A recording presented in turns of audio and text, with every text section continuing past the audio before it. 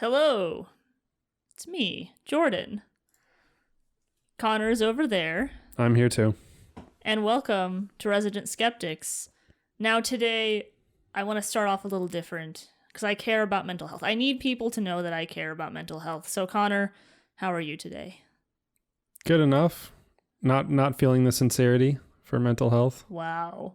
I was trying to be sincere. Also feeling singled out. Like, guys, Connor's not struggling with mental health. He's fine. We think he's fine. Maybe. Jordan's a little appalled at the things that I find funny, so my sense of humor might need some help. But yeah, before this started, he was like trying to show me this video, and he was just cracking up. Like, this is the funniest thing in the world.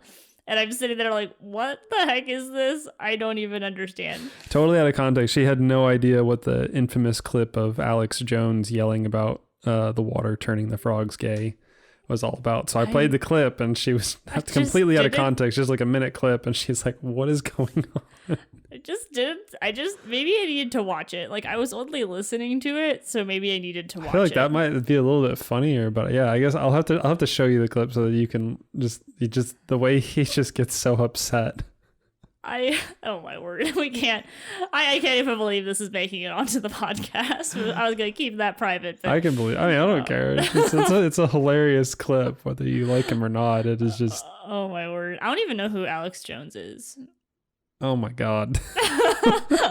I was like trying to think of it like while you were talking, and I was like, I can't think of it. He's like the reason why censorship started, because he had all these crazy conspiracy ideas, although lo and behold, a lot of them have come true. But his big one that it was a huge blunder on his part was basically trying to explain away that the Sandy Hook shooting was faked.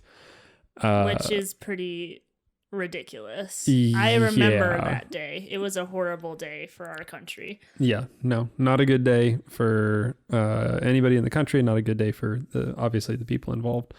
Right. And that was and he's walked that one back, but I mean, like, he better have walked it back. That's one worth walking back. Yeah, he stuck with it for way too long, and the fact that he even brought it up was preposterous. Yeah, no, that's crazy. That's insane. But all his other ones are fairly right on. Yeah, everybody eating cloned beef since like the 90s, I believe, is correct. And wow. I was explaining to you the chemical that was messing with the frogs. So he was kind of right, but not completely. There's better scientific terms, I guess, but yeah, I think Alex Jones, whoever he but is, he's kicked off all the platforms. Sure. he can't have a channel on YouTube. He can't have a Twitter page. He can't have a Facebook page. They've all banned him. So he's got his own site now. He's appeared on other people's shows for discussion and stuff, because that's not against. I mean, I guess like YouTube says that he can appear on other people's, but there are certain things he can't say. Wow, that's interesting. Yeah. Well, fun stuff. I learned about Alex Jones today, but I wanted to inquire about your mental health because I wanted to be a nice person, unlike you, because it felt insincere. Well, honestly, I felt hurt when you said you were going to revoke my microphone privileges. That was very hurtful. You got to stop making just these annoying, weird sounds on the microphone.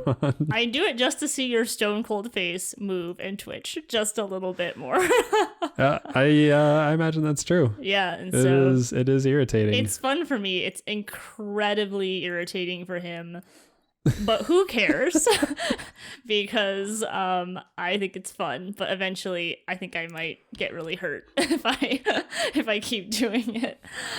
Jordan's gonna get thrown out the second story window. No, that'd be sad. You wouldn't do that. I mean, we don't know. Okay, I don't want to find out either. So, all joking aside, you haven't pushed me to that point yet. Yeah, I feel like it would take a lot. I just unplug your microphone to start. Yeah, that would make me really sad because I like having the microphone. But yes, Jordan likes to be able to talk. I do. I love talking, and I'm so happy to be talking today because today we don't have irritating news. We actually have good news. Fairly good news. It's good news for this entire year because we haven't had a ton of good news. Like, I can't think of anything going on where I've been like, yeah, someone's done something really cool. Like, you know how I feel about the Biden administration, but I was literally yesterday trying to think of like sincerely, like one good thing that the Biden administration has done. And I think the only good thing I can think of is that they did continue on with Trump's vaccines. Like they seems like they kept doing that. I feel like that's probably the best thing that they've done. So much so they started to force them. Yes, which is the perfect segue to literally breaking news. I just saw it today. I've been super busy today. But I did see, if you didn't know, well, let's just start off with if you didn't know. Yeah, that's probably a good one to start with. Yeah. So this is a little bit complicated. So, excuse me if I get some of the facts here a little bit incorrect. I'm going to try to keep it as general as possible to avoid getting into too much detail on it. But basically what Biden did in September is that he used OSHA to put a vaccine mandate on any business company that has over 100 employees. Mm-hmm. Which has never been done before through OSHA. It's basically skipping the entire congressional process of getting something like that put into law. He was using a different agency supposed to our lawmaking system to do that. And so there's been quite a bit of uproar. Specifically from the Daily Wire. The Daily Wire has been honestly on the forefront of a lot of issues lately. It's because they have gotten so big. And they've actually become fairly, probably one of the most powerful conservative media sources that I've seen yet in regards to what they're doing. You might know of another one, Connor, but it seems like... I would say Daily Wire is probably at the top because I don't really consider Fox News to be conservative at this point. Yeah, no, I agree. But they have definitely, the moment that Biden announced this, their CEO, Jeremy Boring, made a video talking about how they refuse to comply and that this is tyrannical, that this is overstepping, that this is unconstitutional. And so they said the moment that he actually lays down the paperwork for this, they're immediately going to retaliate, which is exactly what happened. Because if people haven't been quite in the know about it, which is okay, it's a little complicated, it's a little weird. But up until this week, Biden hadn't put down anything official. No, it was just literally what would you call it? A PR announcement, essentially? Yes, yeah. Like, this is We're coming. going to do this. And everybody just started following suit and doing it as if it was an official mandate. Right, which wasn't. Which was really silly to me, but whatever. But anyway. Well, I guess, part of the absurdity is, okay, let's say you have 99 employees. Mm-hmm. What, all of a sudden you're exempt from that rule because you're one employee short? Doesn't make sense. Plus, you could take parent companies and they could split up their organization into smaller ones, groups of 100. There's ways around it, and it just doesn't make sense that 100 is like that hardline number. I believe the document also left it open-ended that there would be like a 30-day period for them to comment about the idea of bringing it to businesses and companies with less than 100 employees. Yeah, no, so that was definitely coming. That was definitely down the pipeline. Single person LLCs could all be forced. There were a couple of exceptions. I failed, and this could just be me not finding it, but I did see that there were exceptions for people that worked from home or worked outside in the open air. So those were two definite exemptions. I didn't find if there was anything for religious exemptions. I imagine there probably is, but I don't know. So that's something to look into. But some of the absurdity was that the initial penalties, they wanted to bump up from $70,000 for serious violations all the way up to $700,000 for willful and repeated violations. Essentially bankrupting businesses unless they comply. They're not really forcing it per se, as they would like to put it. You have the option to pay for your own tests weekly. Oh, well, when you put it that way, Connor, I guess it's not that bad. Dear goodness. So this absurd mandate comes through. They're pushing it through OSHA instead of through legislation. Cool. Right. Right. OSHA, I think this was announced, Monday, Tuesday?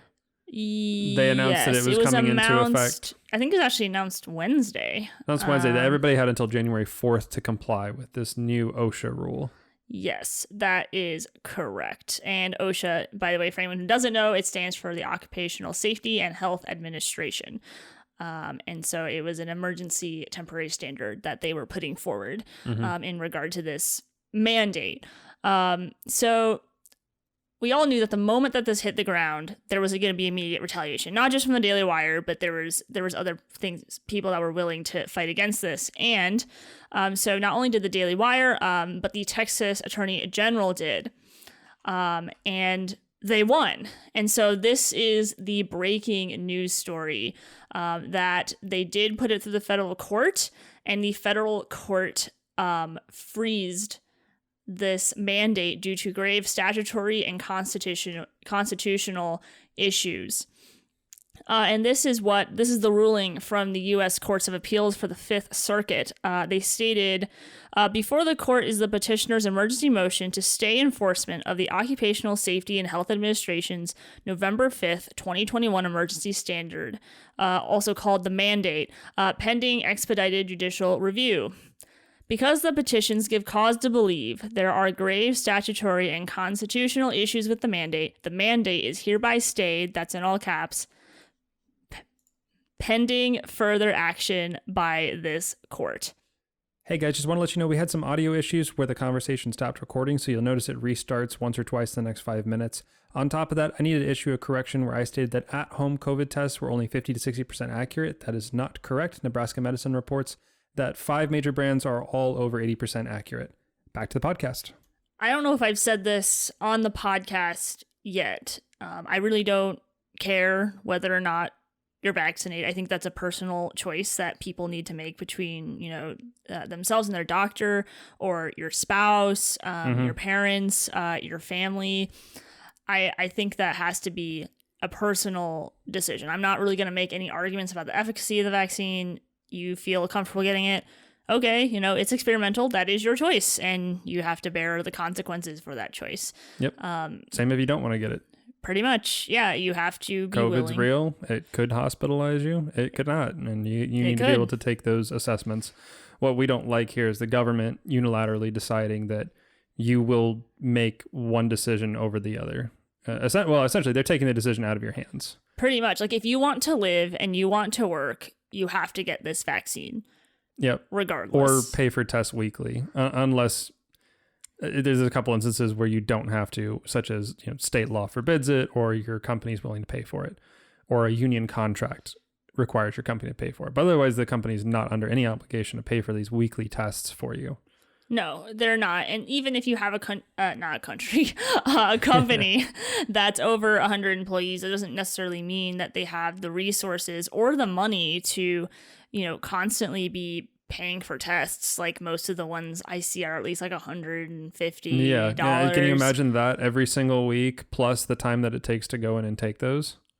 No, it's a crazy amount. Unless they made them really accessible to home or something, which currently the take home antigen tests are like, as far as I know, they're maybe around 50 to 60% accurate. They're not that accurate, and they're not really, as far as I know, they're not accepted anywhere. It's just kind of a good at home test. Figure out, do I have it right now or do I not? Which is really, it's just a segue to go take a more accurate test somewhere. Right. Yeah. No, it's pretty. It's not feasible is what we're saying. Yeah, it's almost like, well, you have these other options, but you don't have these other options. Yeah, good luck middle and lower class with that. Right. Yeah, it's not going to work. It's not going to work out. And kind of going back to talking about with not really arguing about, if the vaccine is effective or not. It really is about an overreach of power. And I want to say there is this one ESPN reporter that she was a woman, and she decided that she didn't want to get the vaccine. The parent company, Disney, was like, "Hey, we want you to go get this, or you're fired." And so she made a video, and she said, I think she said basically, she's like, listen, the reason why we're standing up now is because if the government overreaches later, we're going to say that we at least tried. Yeah. We're not fighting just for people who are unvaccinated. We're fighting for people who are vaccinated too, when one day the government is going to really ask you to do something that you don't want to do. Not even ask. Demand. Yeah, demand. Force you into a corner, give you an ultimatum, essentially. It's Allison Williams, by the way. Allison Williams. Thank you. But that's where the win is. The win is for freedom to make a choice. I hope that this gets turned down. I gotta think that this gets turned down in the long run because it is so unconstitutional. Yeah, having 26 states come against it, along with private companies like the Daily Wire and others. Right. Yeah. Who just said absolutely no way, we're not doing this. Yeah. Yeah. So I think you're talking about the states that we're going against. Yeah, the states, the private companies that are going against it. And we were talking about the idea that it's really in the best interest for everybody, vaccinated, unvaccinated, people that want vaccinations, people that don't want them at all, people that are in between. It's for everybody because, like you were saying, especially with this door being open, there can come a day where the government forces you into a corner to make a decision that you may not necessarily want to make. Right. I mean, and it's never a great idea to just put all your freedom and your personal choices into the hands of the government. That's I think it's one of the best things about America is that, who's my additional contact or my emergency contact on my, OBGYN or GP forums? Well, it's my family, right? Mm-hmm. They get to make some of those decisions and they get to help with that. And so when the government forces you into a position to have to choose, well, we're very lucky that we live in a country that has a system with checks and balances. And what is it's so appalling to me. Like, I try to be nice. I try to be kind about people that I don't like. I try. Mm-hmm. At first with Biden, I was like, this guy is just, he's sick. He most likely has, dementia. He's a little bit cuckoo. Like, he can't finish sentences. Like, this guy is kind of out of it. But let's not forget that he's been a politician for about 40 years now. Over 40 years. And I've heard Biden speak on other things. And he's been clear and coherent in the past. Yeah, I remember during the Obama administration, he was pretty clear and coherent. I mean, and still insert foot in mouth a lot, but... Yeah, well, and that's part of his personality, I suppose. It was one of the more endearing parts to him. At least for me, because it was funny. Well, I don't know. He just shotgun off and just say something ridiculous, and you're like, I don't know if that's right, but I mean, it sounds funny. Yeah, so. he said some things that are not, I wouldn't say endearing, but like legit foot in mouth, like not good things. But Joe Biden is, at the end of the day, Joe Biden, no matter how much dementia or mental illness he has. And I just think that this guy is not the loving grandpa that they tried to paint him as for all of 2020. This guy is it feels like he's going radical. And I don't know if it's because he's radical or because the progressives in his party are pushing him that way. But I think he's being pushed personally. I just because think so too. His mental faculties are definitely are not all there. I can't see him doing it, and unless he's just getting to that old age where he's just like, do what I say. Right. I mean, and he's had some weird like outbursts and like release just again strange stuff. This guy, and he also fell asleep during the climate conference. Again, if Trump had done that, the media would have just been all over it. But because it's Joe Biden, it's just funny. Yeah, I think Bill Maher made a joke about him not being woke enough. Yeah, because and he fell asleep. I got the joke now. I thought that was funny. That's funny. Yeah, I find that funny too. Yeah, one thing that we both find funny. Yeah, our versions of humor our humor is so different. Polar opposite. Yeah. Connor's like, I'm like, no, that's inappropriate, Connor. You can't do that. But I'm whatever. rolling on the floor and laughing. Yeah. Stop. It's sinful. It's literally me. But anyway, oh my gosh. Biden, I think he is probably being pushed by the progressives. But if you remember, like listen, if you're listening to this podcast and you voted for Biden, I just want to say this. I'm not trying to guilt anyone. I'm not trying to actually make people who voted for Biden feel bad, because that's not really going to do much good, in my opinion, where I'm just like, okay, No. we're already here. It's happened. What I do want to see is like, hey, like this guy really is as bad as we said he is. And I want unity, essentially, like be like, hey, let's take our country back, regardless of if you voted for Biden or not. I just don't think it's very helpful to be name calling anyone as much as listen, there is the sinful desire to say, I told you so, like 1,000,000 times. But I don't really want to do that, because I genuinely want us all to be united, because this will actually lead us into our next really big win for this week. And it's quote unquote the flipping of red that happened in Virginia. Now, I did talk to my father. I would say he's very smart. And he's definitely gone through a lot more of the political changes than I have, because, he's a little older. He's, not too much older, but just a bit. It's just a little bit, not much. But we were kind of talking about it the other night, and he was like, I don't know if Virginia actually turned red. I think that you had a lot of, he said, Reagan Democrats that they ended up getting on board. And I think he brought up a thought where I was like, it's not about as much of conservative versus, I guess, Democrat or liberal or leftist. I think it's more, I would say, like progressive policies. I think there are people there that might, in Virginia, that genuinely might still be liberals, but see the harm of some of the things that are trying to be pushed by the progressives in the Democratic Party, that they were willing to vote red. But before I get your thoughts on that, because I do want to get your thoughts on that, let's go ahead and talk about what kind of wins we had in Virginia. Sounds good to me. So, we had this was a red sweep.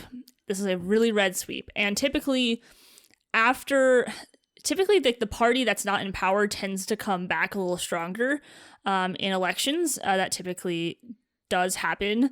But this wasn't just Republicans coming back stronger after, Biden taking the presidency and then the Democrats taking both the Senate and the House. This was a complete flip. Biden had won Virginia in 2020 by 10 points. Yes. I think, which is pretty high. That's pretty high. So to flip like this, here's how it flipped, okay?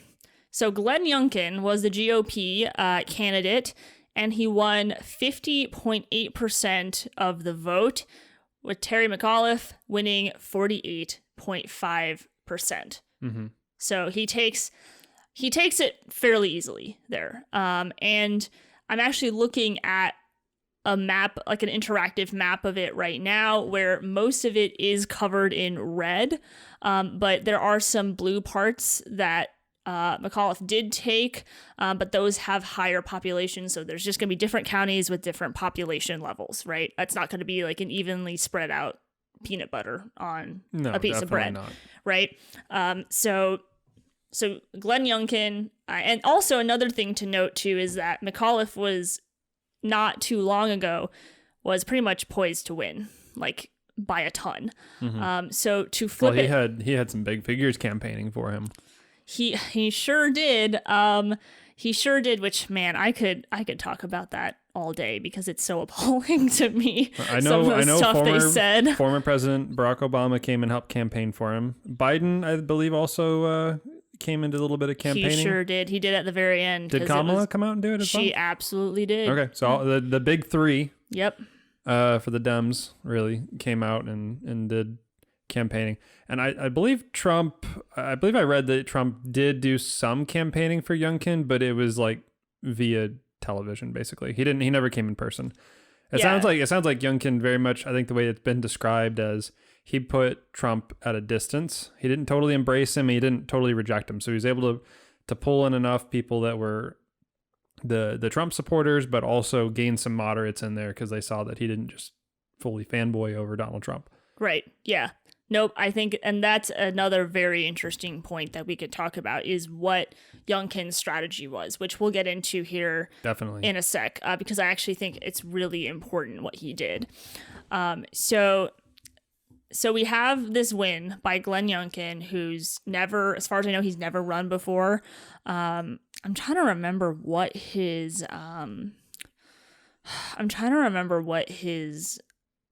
career is. I believe he's Harvard graduate. He was co-CEO for a company and then had a fallout there, and I think he started his own. And so he's had a career of like business type positions, right. and I believe now he owns his own business. I might be wrong on that. I know him and his wife have a nonprofit organization that works within their community and other stuff. And he made, like, I believe he made out of his own pocket $20 million donation to his campaign. So he's a pretty wealthy guy. Quite a bit of it. Mm-hmm. He's a wealthy guy. That part I was aware of. I knew he was a successful businessman. I just didn't know precisely what kind of business he did. But anyway, let's move on also to the Virginia lieutenant governor results. Yes. So we had the first female Black Virginia lieutenant governor and took it with 50.9% of the vote, with her competitor being at 49.1%. Right.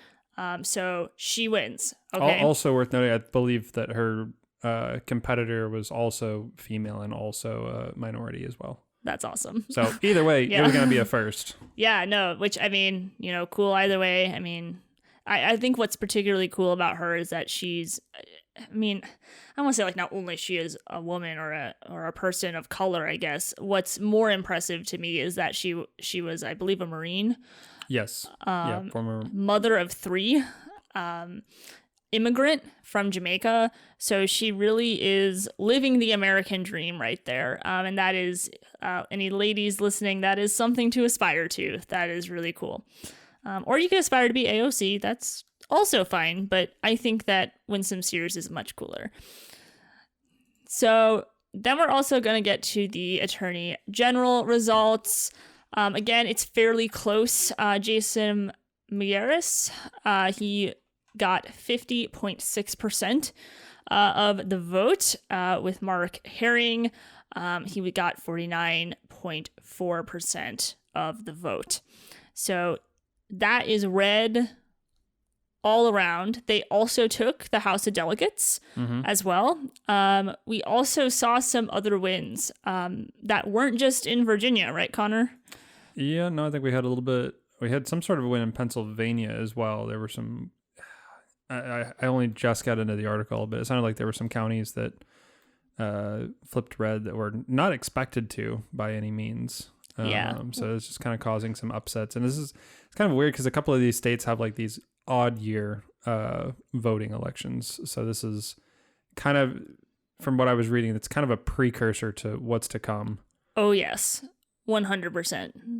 And I think one of the things that you're looking at too with New Jersey is we had the state Senate president, Stephen Sweeney. He lost his reelection to a guy named Edward Durr, who was a truck driver, and he spent apparently just a couple $1,000s on his campaign. Yeah, I think right around $2,000 he spent on his campaign, which total. Is insane. I mean, it's absolutely insane. Especially in Jersey, that's barely going to get you. Actually, probably in Jersey, that won't get you a billboard. It just all I know is that he wasn't the other guy, right? That was the big issue. It's like, oh, he's not the other guy. He's Republican. We should vote for this person. That's how I feel like it probably went. But that's pretty dang insane. That's really crazy. And so some of the things too. And by the way, the results. The statistics or results that I'm talking about are on Politico. You can go find them there. There's a fun interactive map if you want to look into that more for yourself. But Connor, let's talk a little bit about this, because you kind of mentioned just now that this is definitely going to tell us a little bit something about how 2022 is going to go, because we've had So Biden's been president now for about, was it 11 months now? 10 months, 11 months? I don't know. I mean, he was sworn into office in February, so. I thought it was January. Nope, February. Oh, why did I think it was January? I thought it was the end of January. I would have sworn. No, very beginning of February. Okay. I'll double check it, make sure I'm right. Okay. One of us is going to look like the fool. So, we should keep like a little board with the tally. We should have a wrong jar. Like every time we're wrong about something, we'll just put $1 in the jar.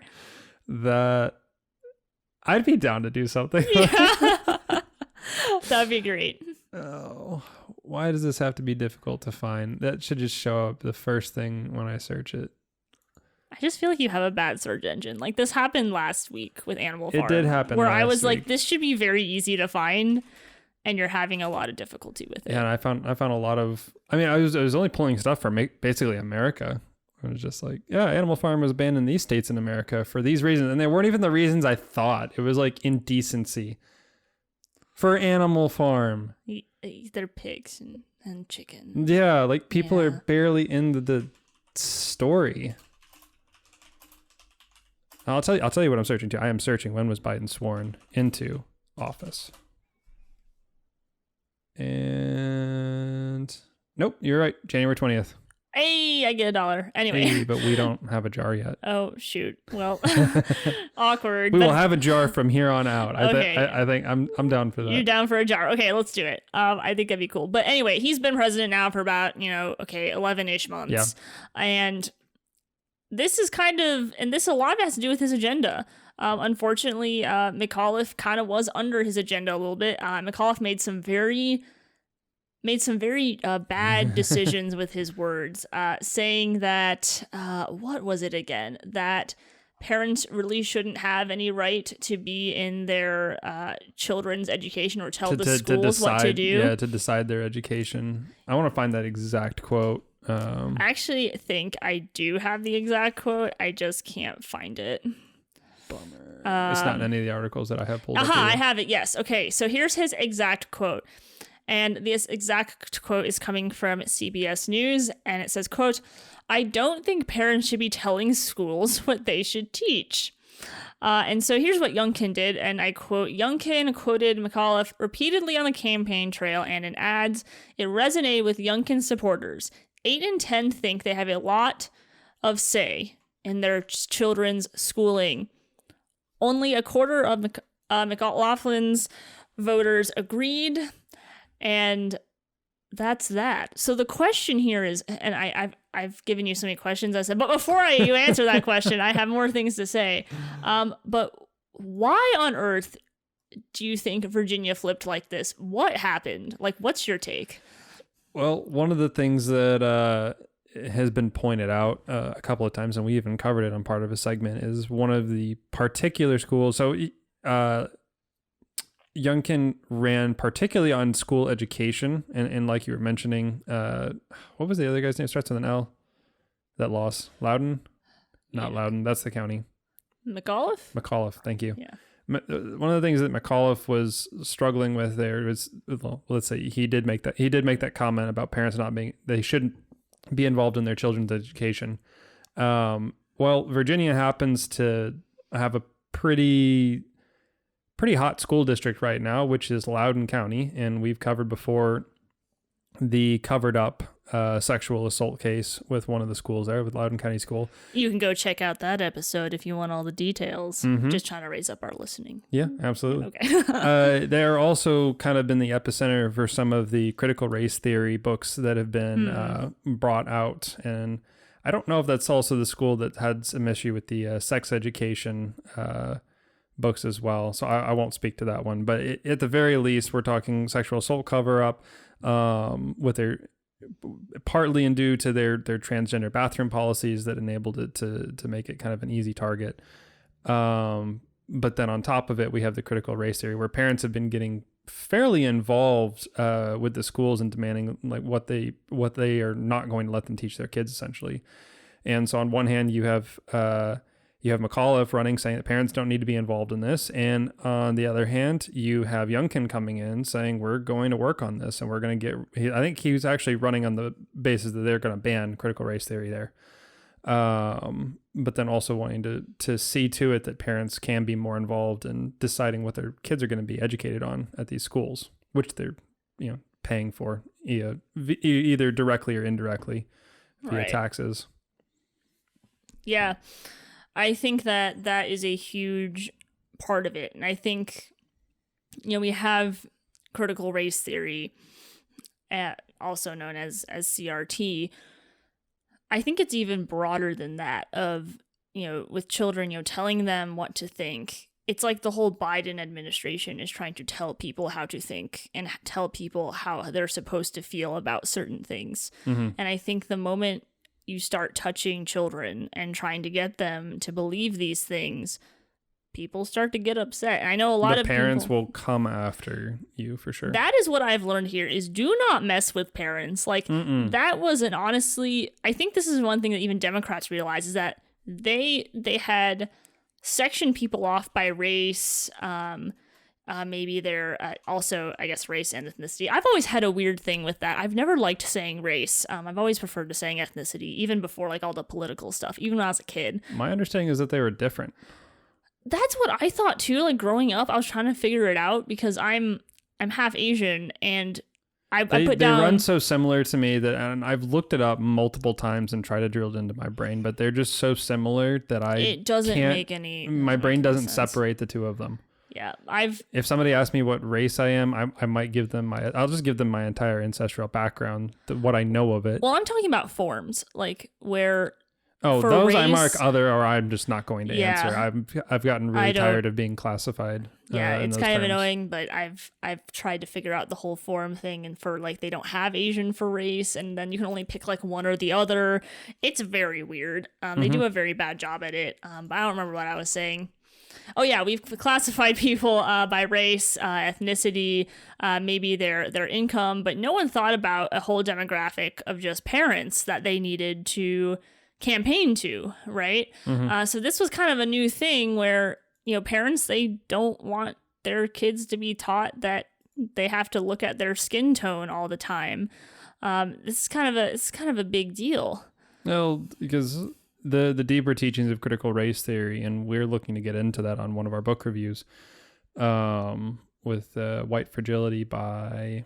Oh, so we are going to do White Fragility. Heck yeah. So Connor and I haven't talked about it all the way yet. We've mentioned it. We've mentioned it. I just didn't know if I think it's not going to happen this year. No, it's not happening this year. I don't know if I can take too much more. Like I'm going to give it a good look. But I've already read excerpts from it, and it's pretty crazy. It doesn't make sense. Yeah, it goes beyond teaching about how like on the surface definition that people tend to give in defense of it is that it's teaching how racism, systemic racism, affected our country, and how it continues to affect generations later. Which I fully believe that is true. That we are still dealing with ramifications from that.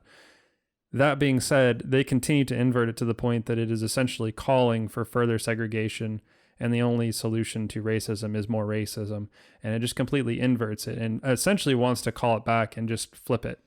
They just want to flip between different minorities. And essentially, at least some of the prominent leaders, that is their entire ideology of thought. It's not even just ideology. And a lot of other people have made the case too that it's religious. Like it's almost completely religious at this point. And don't think CRT, think more anti-racism, which is kind of an offshoot of that. It doesn't even make sense to say anti-racist. Yeah, it's really strange. But if you think about it, it's not. Again, I could agree with you that we still have some of the results from the kind of systemic racism that we did have way back when. I can see an argument for that. But I'm trying to figure out where my thought was going. My thought had a place it was going, and then it just went away. Yes. It goes a lot deeper than that with what they're trying to do. They're not just trying to point out skin color. They're trying to create an entire religion where all white people are bad somehow, where the original sin is racism, right? It almost takes like a biblical framework the way that they have it. Like in the Bible, as Christians, the original sin to a certain level is pride. It's that we wanted to be God.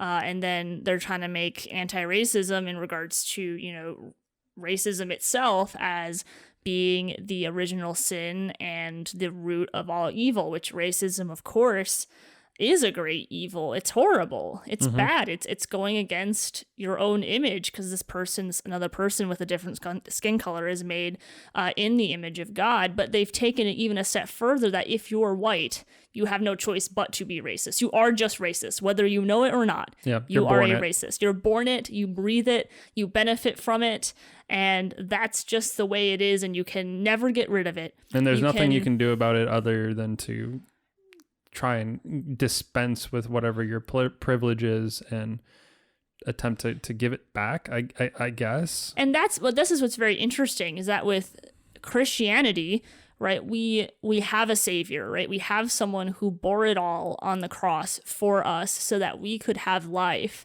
and that we could serve him and spread the gospel.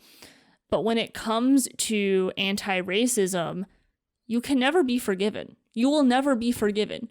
You will never be clean. You will never be whole. You will have to repent, and you will never be forgiven. And that is one of the biggest differences. You have to carry that guilt with you forever. It's not just white privilege. You have white guilt. And I've unfortunately seen a lot of people who are white, I feel like, buy into this guilt, and I can honestly see why it happens. If you have an entire, movement saying that you're bad because you're white, like, that could potentially bring in some guilt, and maybe you do want to feel better, and you do want to be like, yeah, I want to be involved in this change. Maybe I do have these things, and I need to repent of it. But it'll never be enough. And not only will it never be enough, but the rules for it always seem to change. It never stays the same. And so this is my biggest concern. There was a story I saw of a white woman. She went to the school board and she said, my daughter comes back from school and she asks if she's evil because she's white. Where is she getting this idea from? She's just a kid. She's what, maybe 8 years old? Grade school? Who's teaching her this idea? She's not evil because she's white. If anything, all of us fall short of the glory of God because of our depraved nature and because of our sin and rebellion against God, not this. And so I think I see some very well-meaning Christians want to defend anti-racism, and I can understand why, and I see where they're coming from. But at the same time, if you take time to unpack anti-racism, you'll notice that it takes on a religion of its own that is incompatible with the gospel. And that's where I have my issue. And so I don't want to ever make fun of anyone who doesn't believe the same thing as me, but only just to challenge them to see how it lines up with scripture and see what you really believe. If you believe in anti-racism, maybe look into it a little bit more and see what it's really about. And because I think to go back to what you said, Connor, about, you're like, this is kind of what the phrase people use to defend it. I don't know if they've gone much farther than that, right? I don't know if all people are thinking, I believe in anti-racism. Here's all the different tenets of it. And here's I don't know if people think like that. So that's why I'd encourage people to take a closer look, because out of pure ignorance, they might be getting behind something that they don't like without even realizing it, without being fully aware. Yeah, surface level definition, I would say most people could and should get on board with it. I think there's an argument there to look at how slavery impacted, the following generations. And I've seen there are legitimate arguments for it, and I would have to agree to them.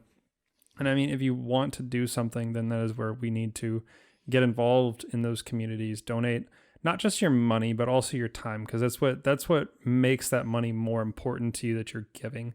You get to see faces and have those interactions. And without it, it's just, you're just throwing money at a problem that you're not really that invested in. If you really want to be invested, invest your time. Even if you can't invest money, then definitely invest your time. And if you can do both, then you should do both. Yeah. I think you're absolutely right. It's about the investing of time. And the question is, where is that time going? And this is another challenge for all of us, if you want to post something on Facebook about how much you care, that's fine. The next follow-up question I have when I'm going to see you is, okay, so you posted about this. What are you doing in the community? What are you doing about it?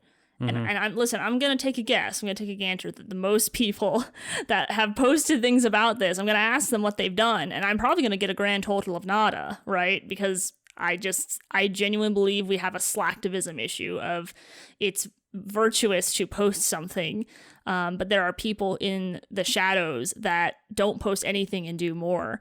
I was getting a little irritated. Well, I'm always irritated. I'm gonna be honest.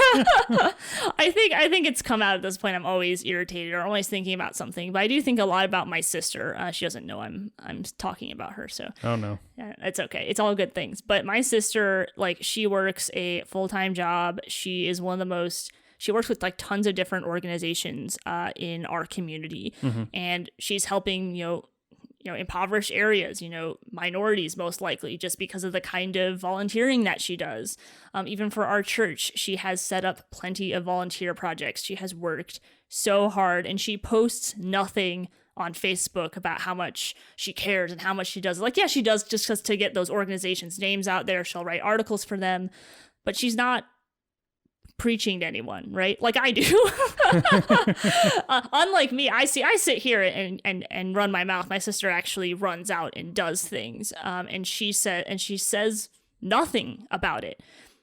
And I'm like, she does more for the community than most of the people that have all these little things that they post. I guarantee it. And she's so humble about it. And she doesn't, the only time she'll even say anything is to get other people involved. But that's what I want to be more like. Like, that's what I want to see, is I want to see less people posting about it and more people actually being like, yeah, I really do want to help my community. And as a believer, I know not everyone who's going to be listening to this is a Christian. But as a Christian, I have two goals. Like, yes, I want to help my community, but I also want to spread the gospel, which I get an opportunity to do every week. I do tutoring, but that's it. That's it for me. But I do very much enjoy it. But yeah, that's something that's really been on my mind is this whole slacktivism situation that comes with our culture that really kind of annoys me. And also just giving a very proud sister shout out to my sister who actually does stuff. So if you want to get involved, I'll hook you up with her. Yeah, or we can request a list of organizations within the Charlotte area for our local listeners. Although I imagine that there might be some that organizations that are beyond the scope of Charlotte. Yeah, and she has those resources. In fact, I did share an article on my Facebook that my sister wrote about veteran supported businesses or veteran run businesses. She has compiled an entire list already on her blog, The Creative Philanthropist. So please check that out because it has a lot of good resources. Definitely. Let's get some links from her and post them up on our on the Resident Skeptics pages as well. Yep. I think that'd be good. Absolutely.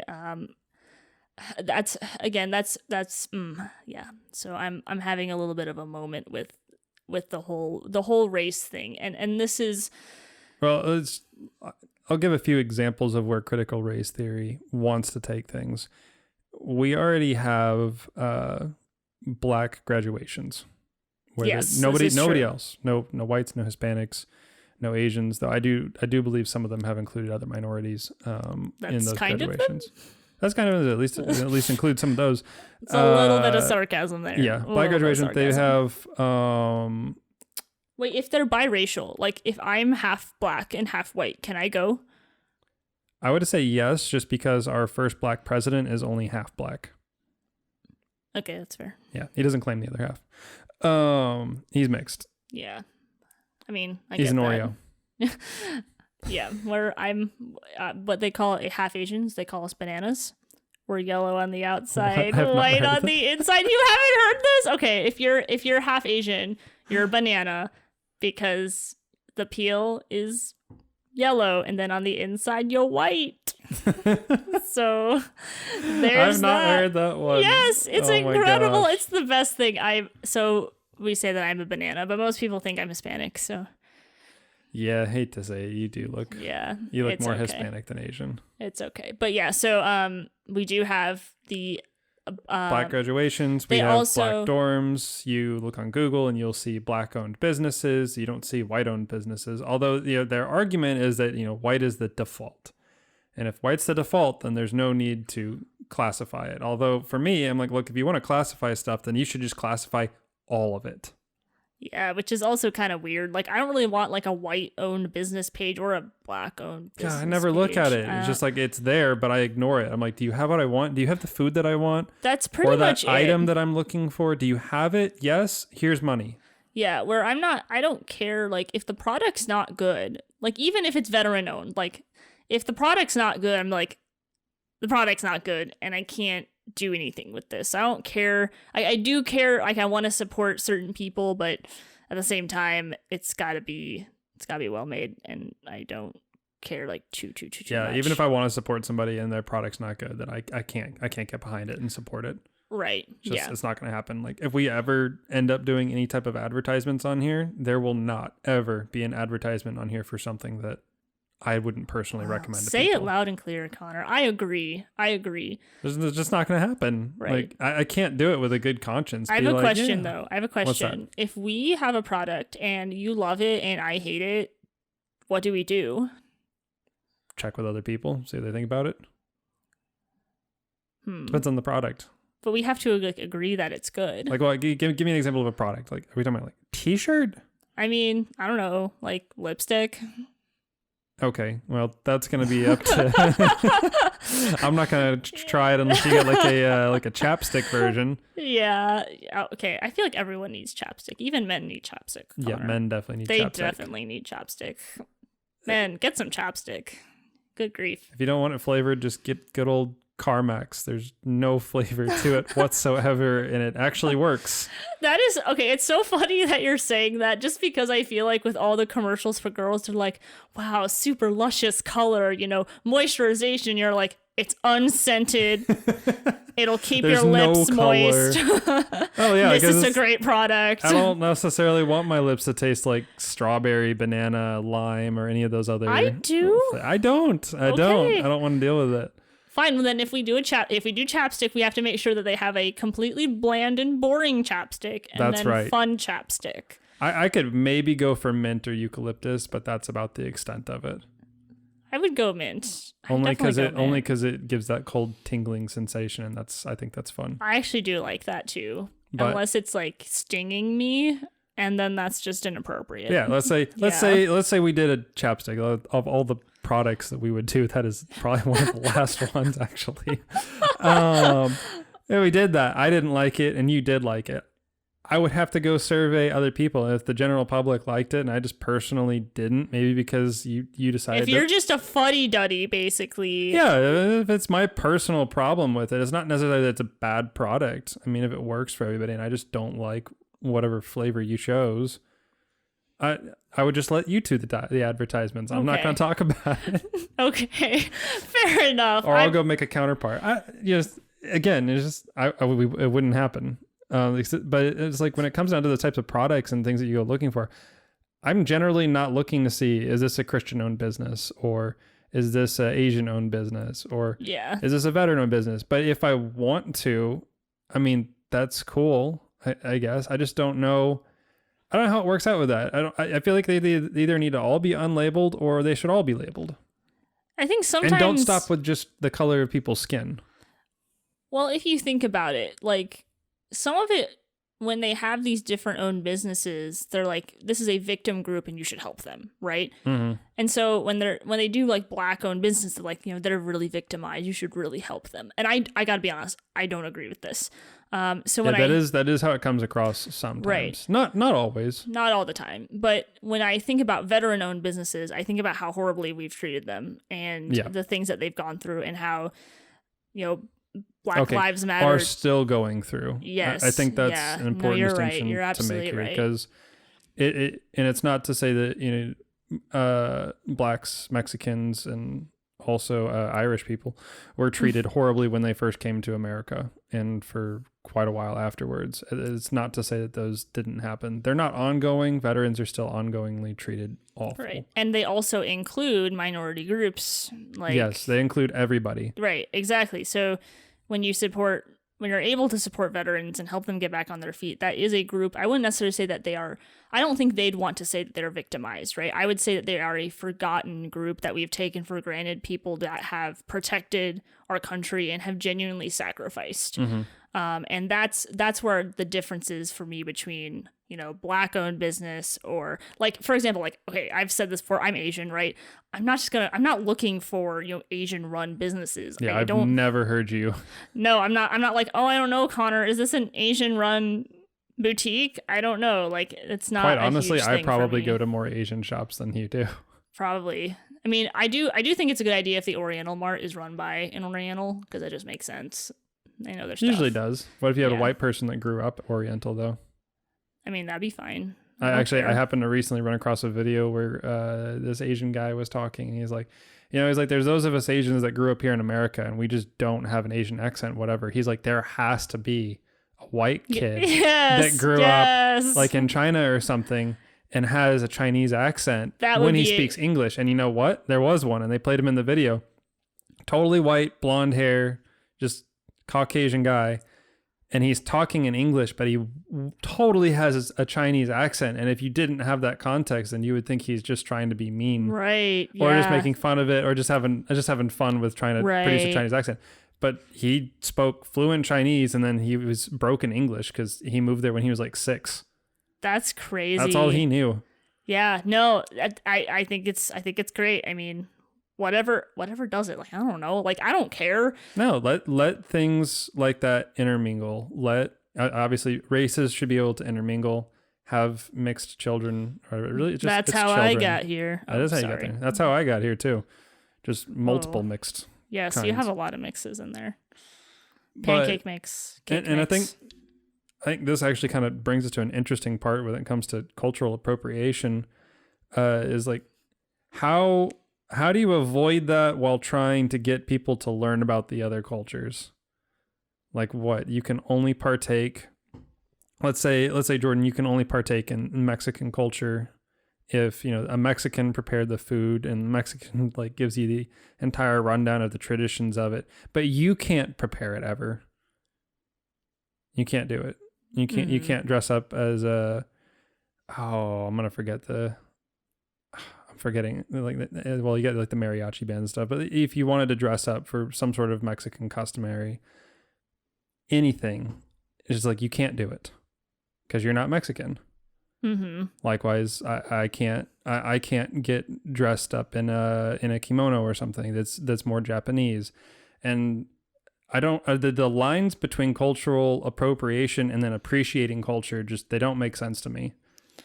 I've talked with people and tried to figure out where that line is, because it's like they want you to learn about them and know about them, but then don't practice them because you're not them.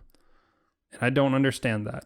Yeah, and I would say that I disagree with that. Not you, but the thing you just said, that people, like, they want you to know about their culture, but they don't want you to partake in it. Yeah, like I have a hard time even saying that cultural appropriation even exists. Yeah, it's something I've always felt a little weird about, where here's one thing in America, like, everything's been appropriated from something in America. Yes. It's completely difficult to avoid. It's just gonna happen, right? We take advantage of it, like Mexican food, right? We eat. Better stop eating at Taco Bell. Oh my gosh, that's not that Mexican. is one of the. No, well, yeah, gross. that's what happened to it though. It's like, it is. I guess if you wanted to call it, it would be an appropriation of Mexican food. It doesn't taste anything like it, but here we are with it. Fortune cookies, not a Asian invention. Yeah, it's an American I was gonna invention. say that's American. Yeah. Yeah, that's the first thing, is that everything is appropriated at some point. And so when it comes, and this is a good distinction to make, that what the left does is they take very small things and make a very big deal out of it, right?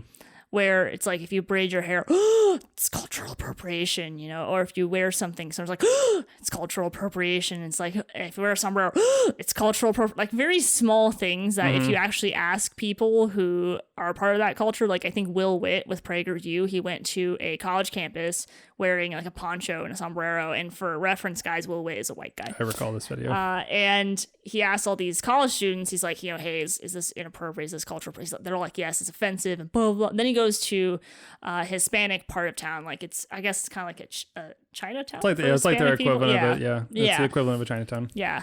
And he asks all these locals and he's just like, hey, do you like my outfit? They're like, yeah, we love your outfit. Like, it's so cool. It's so nice, and they're literally, no one had an issue with it. So I think it's not as much about what cultural appropriation is, but how we've raised people to believe it as, and how they're supposed to feel about cultural appropriation. Right. Like with, I would even say like I have like a couple of like tie like sundresses that I have, and I have an extra one and I wanted to give it to a friend because I was like, it's really pretty and I love it. And I was like, I don't think they're going to wear it because all my friends are white and they might feel like they can't wear it because they're white, or it's like, it's definitely looks Asian. Like it's not anything that you would really see in an American store. And which to me, that would be sad because I'm like, I'd be really happy if you wore it because I'm like, oh look, it's a tie sundress. It's got the pattern on it. I think it's really cool when we have all these different, because the especially when it comes to clothing, it's just so different. It's everywhere. So fun, and I would love to see people like wear some of those things. I think it's cool. I'd be honored. Now here's the part where I wouldn't say cultural appropriation, but cultural disrespect can happen if it's. Take, for example, it's like a really serious ceremony that this culture takes incredibly seriously, and you make a joke out of it, right? That to me would considerably be offensive, or it's like, you really ask a local how to do it right and make it happen. But I'm talking about something very, very serious, not just like a sundress or braids, right? It's gotta be something that's incredibly culturally significant. Even a serious custom. And unfortunately, I can't name any because my family didn't pass any down. Yeah, same here. Yeah. So even if there was a very regimented custom and it was passed down and somebody else looked at it and they really liked the idea of it and they kind of take it and make it their own and they change it up a little bit. I mean, I guess you could call it disrespecting. You could call it appropriation, but quite frankly, some of these traditions go back so far, we don't know if what is still being practiced today is the original. And 20 years from now, this individual who's taken a practice and changed it up a little bit, I mean, now it's kind of their own custom. It's derived from what was supposed as the original. Sure, and I can see an argument for that. I think what we'll end up with is a lot of mixing of things. Yeah. Like, again, bring it back to Taco Bell. I can't believe we're having a conversation about Taco Bell. They mixed in, Mexican ideas of food with more American type ingredients, and I mean, essentially, it's a playoff of Tex-Mex. You know what? I would like to say Taco Bell is a joke. That is an example of what is a joke. Not because of cultural appropriation, but because it tastes like garbage. But that's not the worst tasting thing, sadly. Okay, TikTok is garbage. Taco Bell is garbage. Put that on a t-shirt. I'll eat Taco Bell before I eat McDonald's, personally. Ooh, that's a tough one. Only because the last 2 times I ate at McDonald's, which was years ago at this point, I got sick. So okay, fair enough. And not sick like I got food poisoning. It was just I felt like I had a sack of bricks sitting in my stomach for the next 24 hours. I didn't eat anything. I could barely drink water because it was just like, that is disgusting. Yeah. Okay. Not fun. But I mean, they really do. The line between appropriating a culture and then appreciating it, and along with appreciating it, it could get merged. It could get changed up a little bit. You're not doing it quite right, but then, your kids learn it that way, and then their kids learn it that way. And pretty soon, that's its own solidified, variant of a particular culture from decades ago. Yeah, and I think that's a beautiful thing about how the world works, is it all changes and evolves. And I mean, especially in America, we see a lot of mixing, unfortunately for you and me. Not so much mixing as no, so for you and me, there really isn't any mixing between, we'll say, your Thai and your white. If you remember, Dad, German, something like that. Okay, a mix of European. He's just European. There's no type of culture or traditions that have been passed down from either one of them, really. Right, and that's the same in my family. Mexican, Native American, Irish, Scottish, European, the rest of the way. I got nothing from it. I wish I did. Yeah. It would be really neat. So it's like, I have no choice at this point. If I want to have something like that, I have no choice but to adopt it from some other culture. And chances are, especially if I don't speak the language, I'm probably not going to do it 100% correctly. Yeah, no, that's but a good I wouldn't point. be doing it out of disrespect. No, I understand. And I would agree with that. I think when I say like make a joke out of it is where you take time to mock it or you really do a really bad job trying to represent and it I guess anyway. the argument there is mocking doesn't normally, I mean, unless it's made in good fun, mocking really just does not. It depends. Again, I'm not talking about the small things. I'm talking about something that is incredibly significant to the culture. Right. And like I'm just saying that mocking anything of significance is usually going to be in bad taste. Yeah. And so it kind of gets just down to those general rules. Like there are funny things. Listen, there are funny things about Asians. Okay. There are really, there's funny things. And it is kind of, I mean, it's funny. Like, I don't know. Like, we make fun of, we are your round-eyed brown cousins from the other side. Oh my gosh, what is wrong with you? We're gonna get taken off of YouTube. This is gonna be bad. But there are just things that are funny, and if we get so overly sensitive about everything, like that's kind of my point with what's happened with cultural appropriation is that everyone gets offended about everything. Mm-hmm. And it's just so silly. It's so silly where I'm just like, you really don't have anything better to do. You don't have anything better to do if you're going to get offended all the time about other people's cultural appropriation. Like there was the one girl who wore like the Chinese wedding dress, the white girl that wore the prom dress. Prom dress. I was thinking of that one too. Yeah. Right. And all of the white people like in America, they're all mad about it. And the Chinese were like, nah, this is great. We love this. This is awesome. They loved seeing it go somewhere else because especially... and I'm a little bit more in tune with Japanese culture, but they love American culture. So they're always taking and adopting stuff from it. And I was listening to some artists and it's like their music sounds a lot like our late 90s, early 2000 music. It was just like, that's awesome. I kind of miss it, but it's like this really just upbeat kind of punk rock boy band type stuff sometimes that they put out. And I'm like, wow, this is really... It's nostalgic, but it's new, and it's got their own spin on it. Yeah, and I just appreciate it, but it's like that's what they've done with our culture to a large extent. It's because they like it. Yeah, they like it, and they should be able to enjoy it. And as an American, I'm not going to sit here and say stop appropriating my culture. Although, quite frankly, there's not too much American culture I could put a hard definition on. But it's like I'm not going to stop somebody if there's something about where I live. That they like. Likewise, I hope that they don't do it for me because there's a lot of things about Japanese culture that I do like. Right. And that dress, I think you're right. That dress was Chinese, but it's like I remember from going and looking in the online forums for that one, trying to see like what did they think about that. They had no problem with it. They were excited about it. Same thing when Scarlett Johansson played a live action take on an anime called Ghost in a Shell. Scarlett Johansson is not Asian, although I will point out. They try to make her look a little bit Asian, and she kind of did in the right lighting, with the right eyeshadow and makeup. But Americans were just really upset about it. Like, how dare you do this? And everybody in Japan, which that is where anime is going to come from, and that's where that one is from as well, they were just excited to see the movie. And they're like, yeah, she looks like the character, or looked enough like the character. And the thing is that the character was... And I haven't watched it, so I'm going to forget a little bit. But essentially, the character can change bodies. Like it's a robot essentially. So she gets different bodies.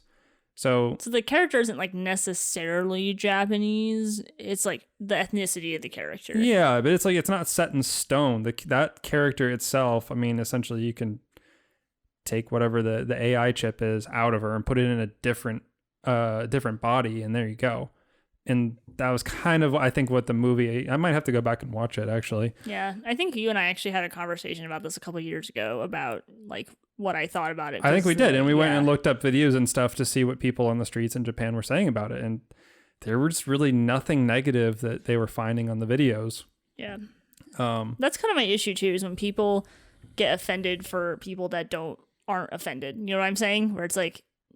we're not actually offended. The savior complex. Yeah, some kind of like, oh, you don't know any better not to get offended, so we're going to get offended for you. Trust me, it's for your best interest. Where it's like, well, maybe we're not offended, or maybe we don't think it's weird, and maybe we think that it's fine. Maybe we're good with it. Yeah, and that part really does bother me in a lot of different ways. I think you and I have talked probably privately about kind of a white savior complex thing that's pervasive throughout America right now. It is pretty pervasive, and I never got more upset about it until the whole Stop Asian Hate thing happened. That was like, you guys have gone too far, and I was really like, no, this isn't great.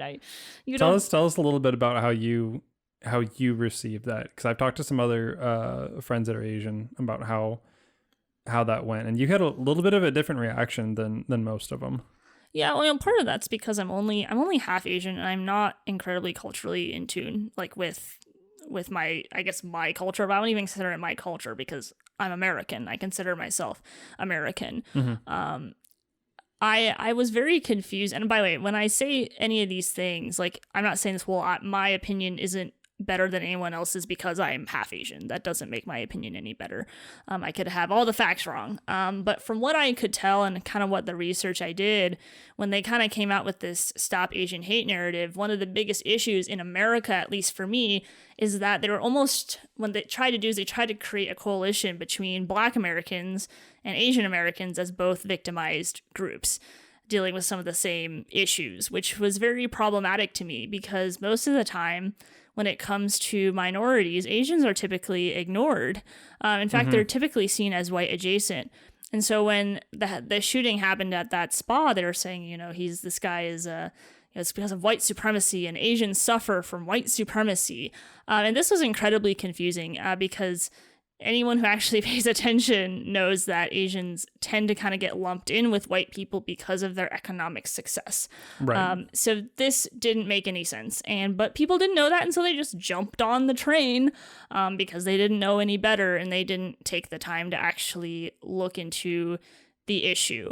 So it's not that I don't think Asians are discriminated against. I absolutely think that they are in higher education because they are so successful. You have a clash between Asian Americans who work off of merit opposed to affirmative action, which tries to raise one group above the other, not based on merit, but based more on skin color and trying to even things out. And so Asian Americans go through a lot of discrimination that way, and there are some videos on it. PragerU did a very good video on Asian discrimination and kind of going through the process of how Harvard does it.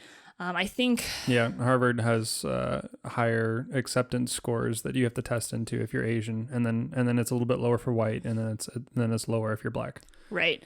And the hilarious thing is that Asians still crush it, and they still do. Hats off to them. Yeah, and so that was one of the biggest things that I was like, okay, yes, Asians do get discriminated against, but they get discriminated against in higher education based solely on the fact that they work way harder, and a lot of that is because of the way that they're raised. It's sometimes typically the culture that they're raised in.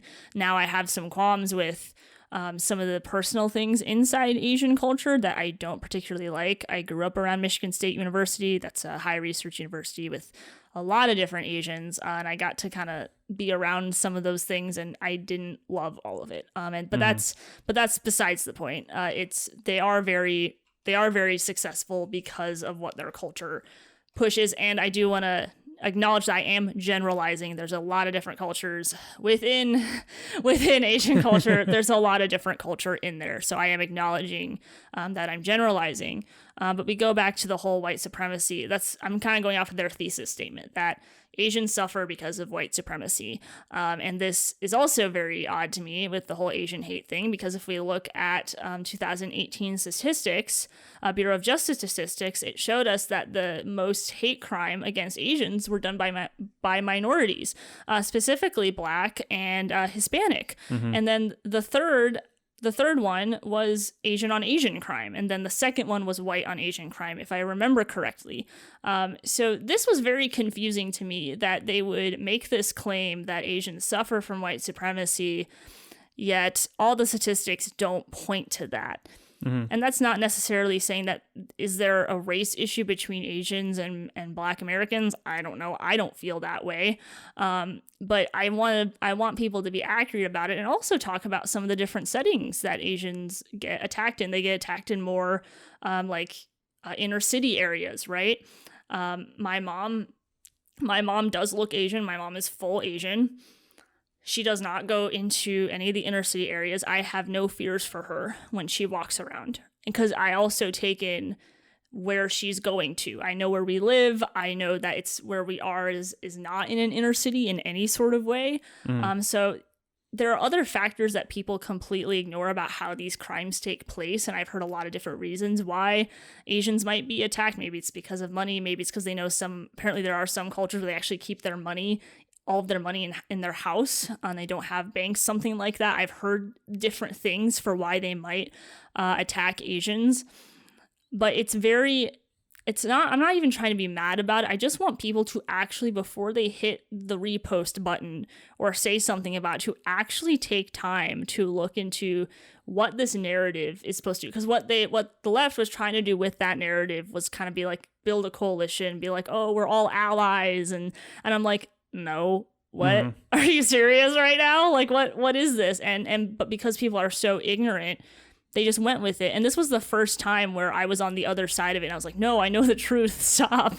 As opposed to like when we had the Black Lives Matter movement, where I was kind of outside of it or in the middle somewhere, because I am also half white as well, and I didn't understand why people were doing what they're doing still. But this was the first time where they were saying that Asians were victims, one part of my ethnic makeup. And I was like, yes, they are in some ways, but not like that. And even if they are victims, they still work way harder to get above it.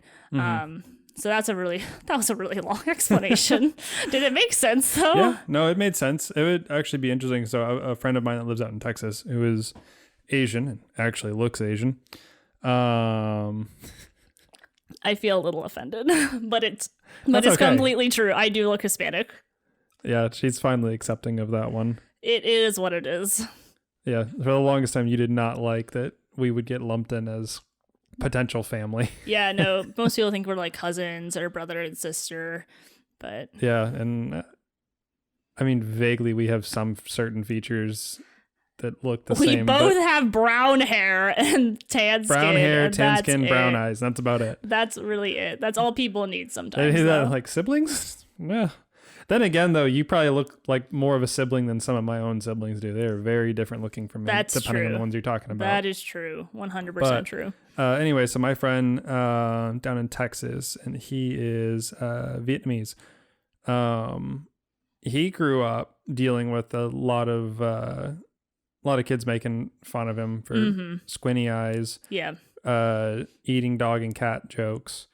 Stuff like that were stereotypical of Asians, and then I asked him about it, and I was like, well, did you ever eat dog and cat?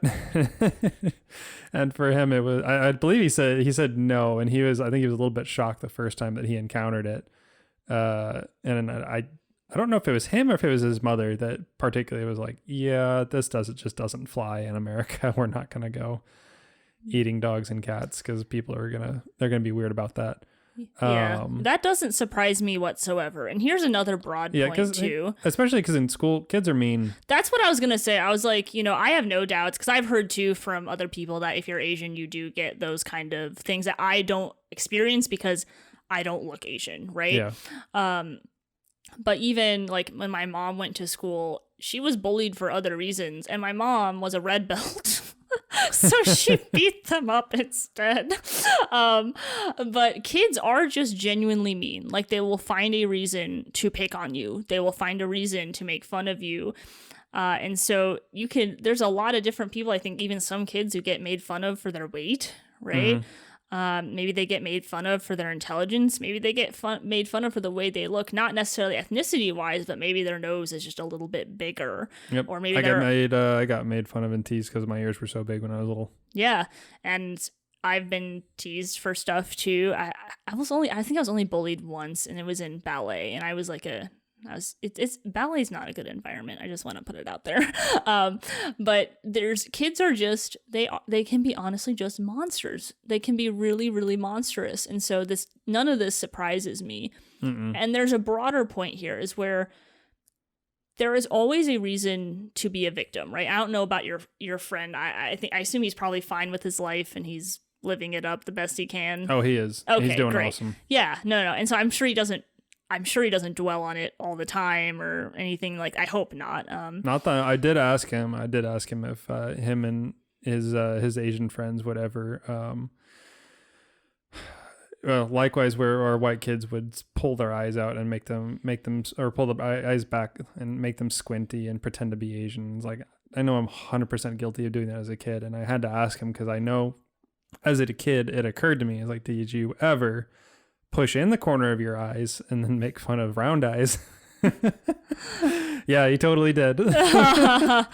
Yeah, that's awesome. I was like, I'm gonna give you a high five right now because I think it's hilarious. It's just like, I don't know. It's like in the back of my mind as a kid, it occurred to me. It's just like, yeah, I might be doing this, but somebody's making fun of me for having round eyes because it's just different.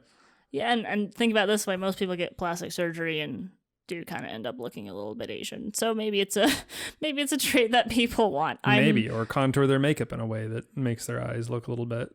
Yeah. A little bit more well, I mean, slanted. most women do eyeliner to pull their eyes out. Like, that's a pretty known makeup trick, right? Mm-hmm. You don't pay attention because you're a dude, but nope. But my eyeliner is always like slightly swooped out because my eyes are a bit, oops, I knocked my thing. But my eyes are a little bit closer together. So I like to put on eyeliner to make them go out. Not necessarily to make me look more Asian, though when I do put on eyeliner, I do look way more Asian. Or emo.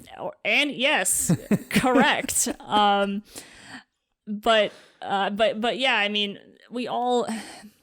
it's not to excuse, bad behavior, obviously, but no, I think in the case of children that those are all critical teaching points. Yes. Because the thing is that particularly kids are just ignorant.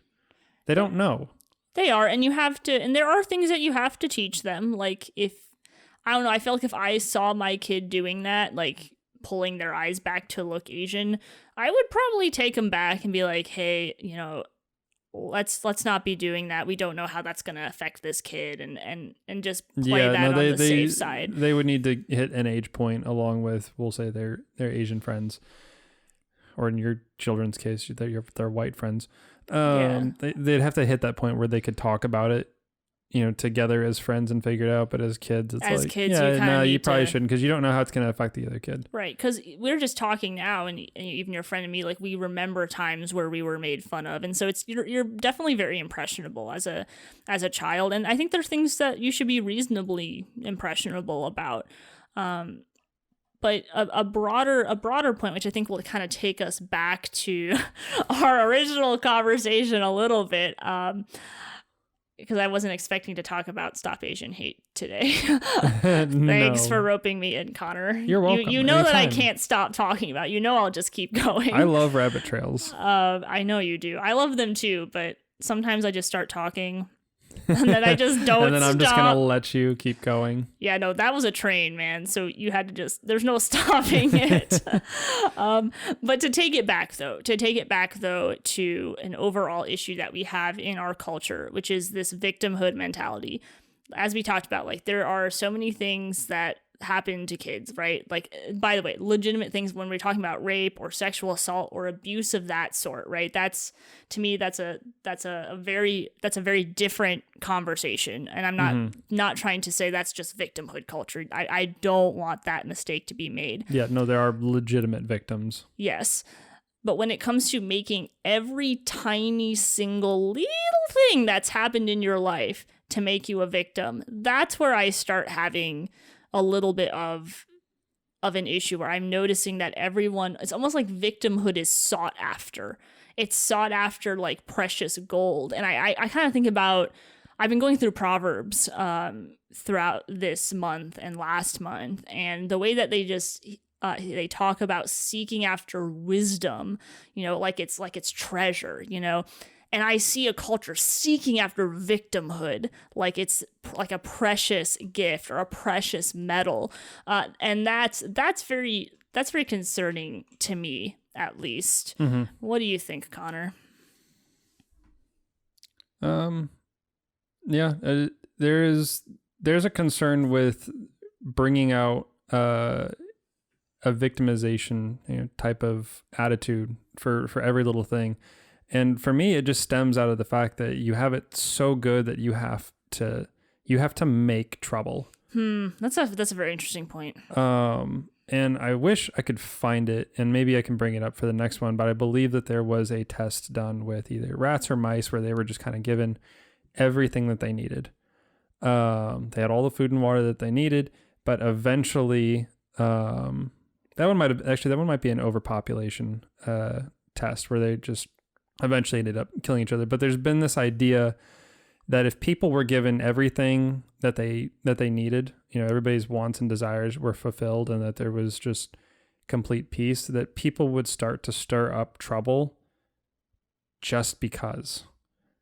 That there's this inherent desire in nature for there to be things that are problematic or elements of chaos. And I feel like we're kind of tiptoeing on something like that, where things in America, it's not problem free. But most of the problems are staved off. Like the majority of issues that people face throughout life is usually, can you get enough food to survive? Can you protect your family or your town or village from being ransacked or slaughtered by opposing forces?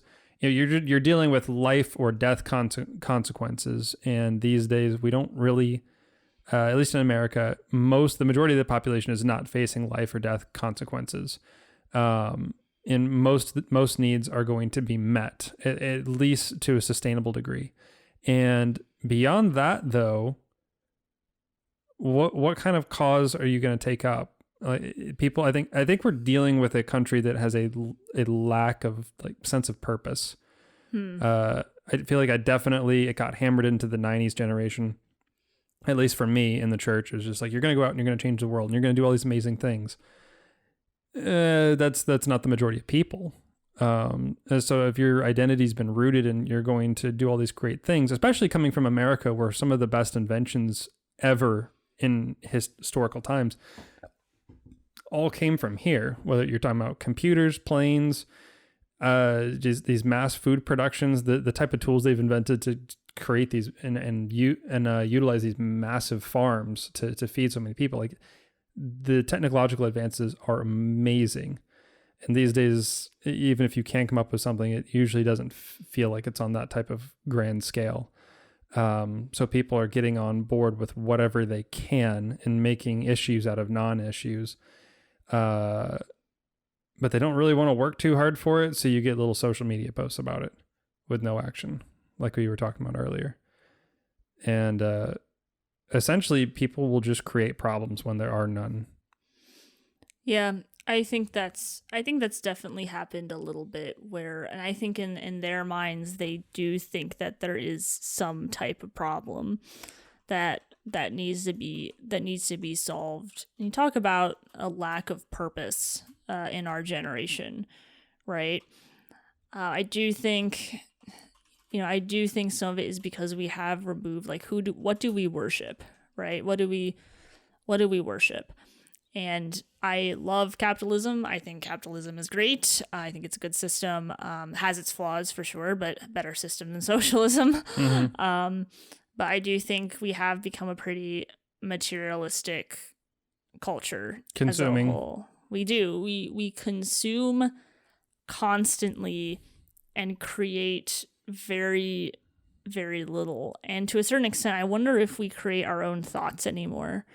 I wonder if we're just always getting them from other things because we consume so much.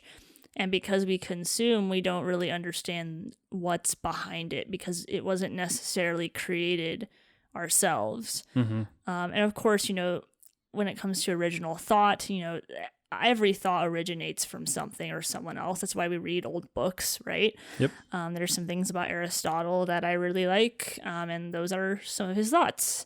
But if we are consuming other people's thoughts, what what kind of other people are we, what thoughts of other people are we consuming? Right. Are we, again, I go back to TikTok because you have a bunch of Gen Z millennials who haven't picked up a book in, 25 years, which, I mean, they're probably like 13, so they're not even 25, but they haven't picked up a book in a long time, or they haven't picked up, a reputable source in a long time, and they're just spewing off their thoughts and they don't even know why. Mm-hmm. I feel like that's what they're consuming. So they're consuming lots of nothing, and therefore they spit out a bunch of nothing. Suppose if we're actually taking in more robust information or thoughts and ideas, we might actually spit out some more robust and thoughtful ideas. Yeah, I agree. And that for all of its gifts, the internet is, at least to me, looking at the long-term effects, is it's proving to be an overall deficit at this point, particularly because of social media. And I wasn't going to bring it up till later, but this is probably a good time to bring it in. Let the spirit move, Connor. We'll bring it in, is that Mark Zuckerberg announced this week that Facebook, I guess it's Facebook Incorporated technically, is changing its name. Not the social media platform, but the parent company itself is changing its name because it's invested in too many other projects and different types of too many other products that are just not necessarily social media. But he released this video this week, saying that they were changing the parent name from Facebook to Meta is the name. And it's kind of centered around this idea that Mark's had since he was a kid, but it's been in science fiction for longer. Essentially, the project that they're looking at, and he hired thousands of software engineers in Germany, I believe, for this. And I'm forgetting the exact number, and I'm just not even going to speak to it. Sorry, I found it. 10,000. I believe it was around 10,000 that they hired in Germany for this. But he's essentially working towards a product called the metaverse, which will be a virtual reality where life can take place. So this is beyond Skype. It's beyond Microsoft's HoloLens, which is what you would call, I believe, augmented reality. So those types of glasses, you put something on and you have a whole digital office setup within a room. You can have a 80-inch TV. Your entire wall could be a TV. You can have photos that float and revolve and change. Like, you can have this whole virtual office setup. They're talking about doing that, but in an entire virtual world. For those of you who've seen Ready Player One, that's probably a really good example of it. Even The Matrix might be a good example of it to some extent, but they're creating it in such a way so that you can get into a virtual office meeting and you'll have your own avatar person that meets with you, Jordan. So there'll be Connor avatar with Jordan avatar, and we'll have an entire digital office that we can meet in that has like an actual location in this digital world. And it is looking to consume, not even just consume, but basically incorporate people's lives into this virtual reality. Also, like, and my concerns on it is just how much more sucked into this stuff can we get? Right now it's just, we're pretty integrated with our phones and the way that they run into our lives. This is quite literally going to take parts of people's lives and place it in a virtual reality space that doesn't exist in the real world.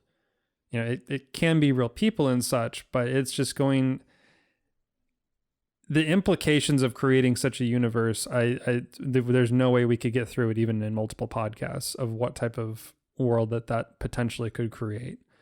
But that is essentially where Facebook is going with it. And considering the way that the internet has gone to date and social media where it's at currently, I can't see it being a good idea. Yeah, I'm pretty skeptical about it because I feel like people don't even know how to have real conversations anymore, which is really tragic. And, I really enjoy talking with you, Connor, because I get to look you in the eye and I know that you're there. I know you're physically there. And that's really great. And I feel like, we have respect for each other and we can talk and disagree and have different senses of humor, but also just be able to be together and to have a virtual space, though I can see some upsides to it, maybe in a corporate world where you need to meet together. Like, that would be pretty interesting. There's cool. There's some upsides to it. But I think the point that you're making, that it's going to consume even more of us, is the more frightening thing. And there's very real things going on in the real world. We don't need another world to interact with when we barely interact with the world that we have now. And that world brings a whole new set of problems along with it. And we already have plenty of problems. We've got enough to deal with. And actually, I'm curious to see, there's an article written by Charlotte Edwards from New York Post about an expert that warns about some of the dangers to Facebook doing something like this. So just to read a little bit out of this article, the immersive virtual world was recently revealed as one of Facebook's CEO Mark Zuckerberg's top priorities, but critics are skeptical about how good it will actually be. Now, I don't believe Facebook is the only company that's pushing for something like this. I have a feeling we'll probably see something from Microsoft, and I wouldn't be surprised if Google or even Amazon does something like it. Amazon's actually creating a really expansive video game, but that is a video game. This is essentially a lifestyle, a tool, a form of entertainment, and social media all wrapped into one, at least what Zuckerberg is talking about. Dr. David Reed, professor of AI and spatial computing at Liverpool Hope University, thinks it will change our lives just like the internet did. He's also very worried about the potential dangers. He said, "The metaverse has huge implications. It comes with fantastic advantages and terrifying dangers, and we need a highly robust system in place to police the metaverse. We're clearly in the very early stages, but need to start talking about these problems now before we go down a route we can't reverse away from. It's crucial for the future." So this is like, that's a very problematic and strange statement to me. Well, he's got a valid point, but then on top of it, what are the implications for it? Does it mean Facebook's going to run security on something like that? Because you will have security issues. You'll like literally need virtual security in that world, I imagine. Is it going to be a third party? Is it going to be the government? And considering Facebook's recent statements with their supposed whistleblower, it sounds like they would want more government intervention. So I imagine that would give the government more hands into the virtual realm, which is probably our best place for decentralized anything, quite frankly, whether you're talking currency, media, social media, anything like that. And this is just, it really plays to the tune of people just wanting to consume more and more. And I think this will feed that to a greater deal than ever before. And we still I don't think we still understand the implications that the internet's brought around, much less having something like this show up in the next 10 to 15 years. Yeah. I mean, there's already things that are concerning about social media in general, especially with a lot of the, I'd say, younger ones, even a little bit younger than me. And reason why I even say that is that with Instagram, like, they had a lot of crucial growth that brought on a lot of different features that, some people played to and some people didn't. When I got on Instagram, it wasn't as much of a I need to grab attention type tool. Right. And by the time I saw people, who were, 13, 14, 15 and so on, getting these apps, you can, and I think even the Facebook whistleblower, the one thing she did say, like, what's new, right? She didn't say anything that was super new. She's like, yeah, there's self-esteem issues with girls. Like, oh, really? Strange. Never knew. But she was, I mean, there are mental health issues with that. She's definitely right about that. Again, nothing new though.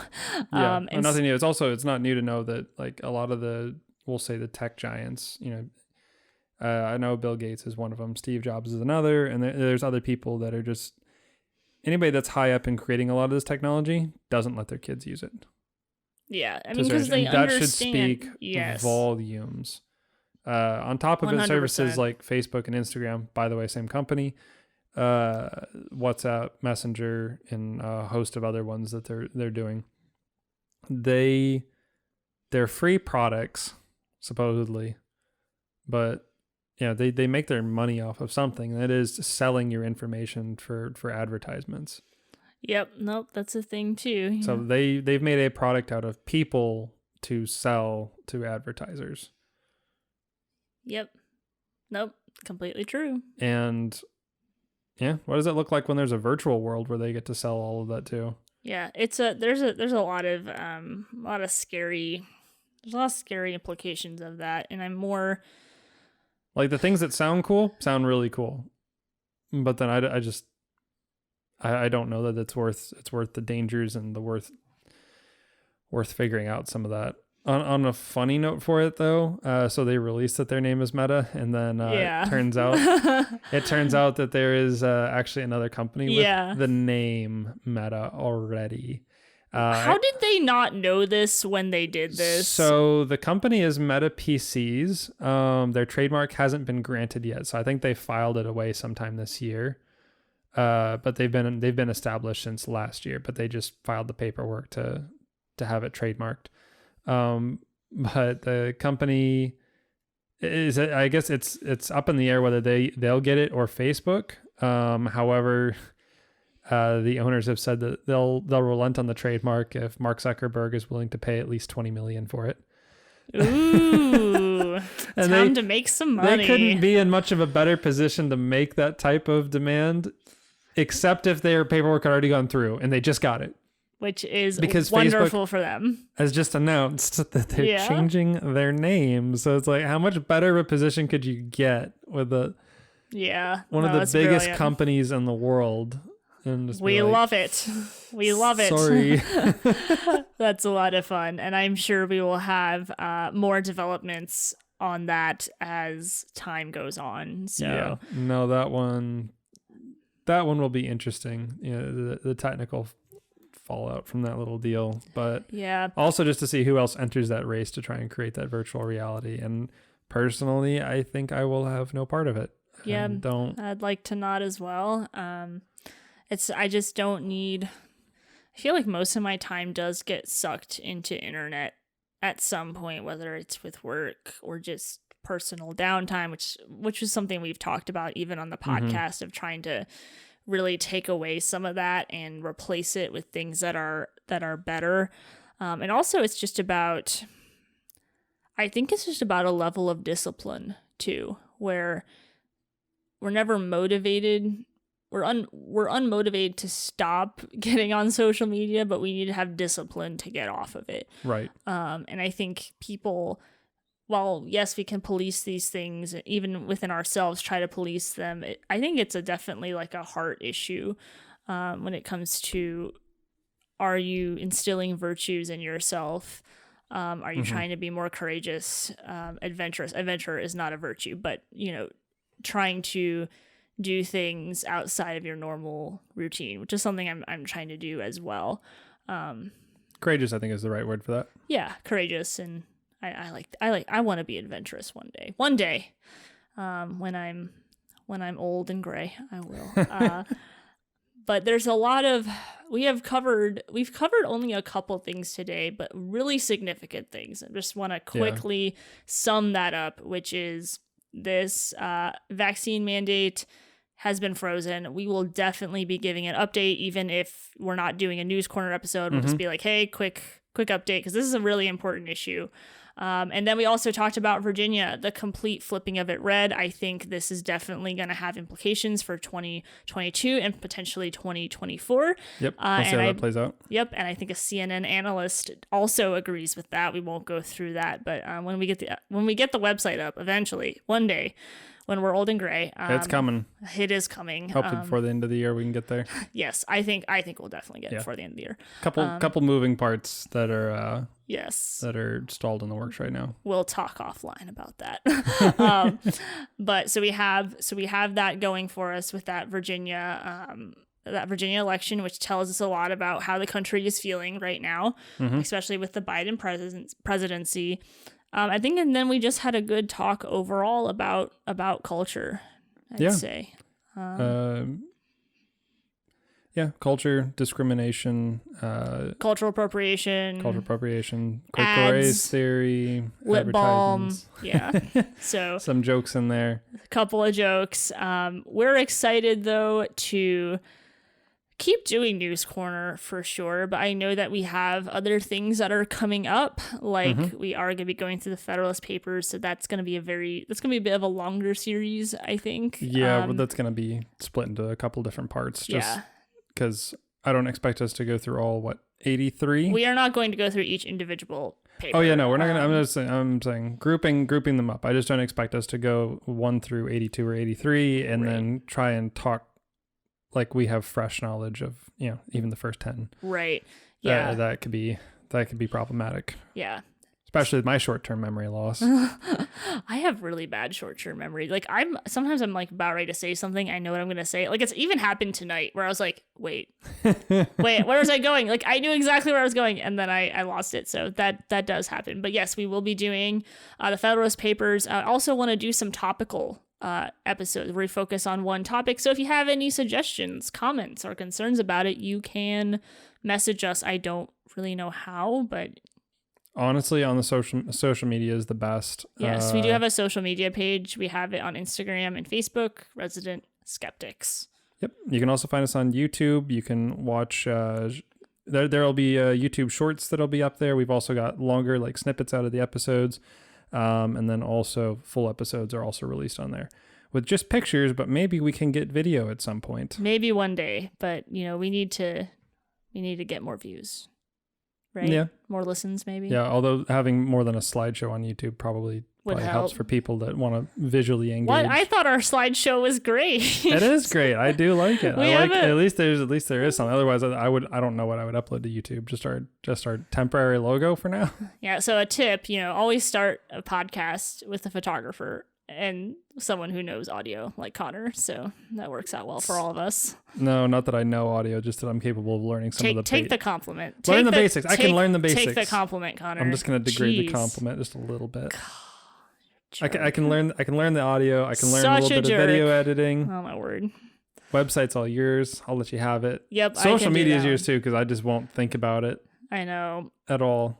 I know. I'm the social media person. Yes, you are. But anyway, that's what we got going on. This was a good episode. I enjoyed this. Absolutely. And now we have other things to discuss. Yeah. Off mic. Oh dear. Okay. I'm scared now. Oh my gosh. I was actually scared. I was like, wait, what are the other things that you're talking about? Did I make fun of you too much tonight? Which would never be the case because your skin is pretty thick. So yeah, no, you're good there. No. Just okay. future things to come for Resident Skeptics. But yeah, guys, find us on social media, on YouTube. And we will let you know once the website's up. We'll probably have a email for people to write into. Yeah. For those topics and such. But in the meantime, feel free to either comment or send a direct message to Resident Skeptics, and we will do our best to answer or get back to you or even cover it in a segment. Yeah. That sounds good to me. I have nothing more to add. Signing off. Cool. Let's go, Brandon. Oh my gosh. You're the worst.